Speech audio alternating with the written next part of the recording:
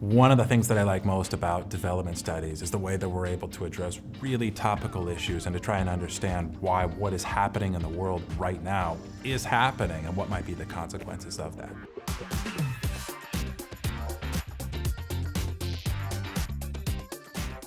My name is Jeff Garmany. I'm Senior Lecturer of Latin American Studies, and I am the Director of the Minor in Development Studies in the School of Social and Political Sciences at the University of Melbourne. So development studies to me is this really broad field that on the one hand looks at issues of, again, sort of political, economic, and social development globally, thinking about why certain countries are more or less developed than others. Classically, this is development studies. But I think actually a sort of a more important part of the field is, again, thinking about why these differences exist, how inequalities exist, why these inequalities are perpetuated, and what we can begin to do to not repeat some of the mistakes that we've made in the past.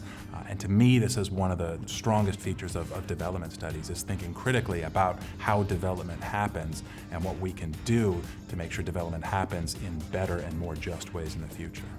Students that have done the program always say that one of their favorite parts of development studies is the diversity of topics that are addressed in the classroom and the ways that we think about those kinds of issues from multiple angles. Some of these look at sort of basic questions around social and political and economic development. This takes into consideration questions of gender inequality, questions of patriarchy, questions of race, questions of indigeneity. A major part of our program is thinking about issues of colonialism and colonial legacies and colonial histories and how those affect development in different sorts of ways. I think there's another important aspect of this, which is environmental sustainability and why, again, we face such sorts of environmental and economic crises today.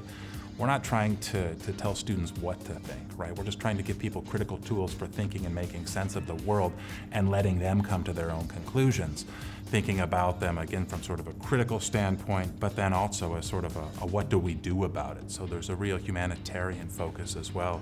So students that are really interested in development studies tend to go into one of a few different kinds of fields. And one of these, a very popular one, is frankly humanitarian work. People that are interested in addressing sort of global crises or crises right here in Australia, for example.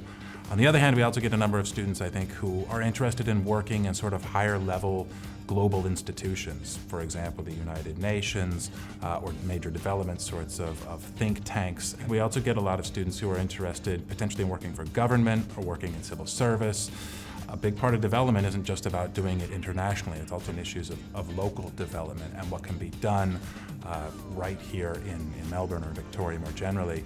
And so we get this broad range of students interested in those issues. This is a degree program for people that understand or want to sort of further explore the ways that the world is complicated and that there are not easy answers to questions. To think critically not just about issues in the classroom, but about the sorts of issues that they're facing in their lives for the rest of their life, frankly.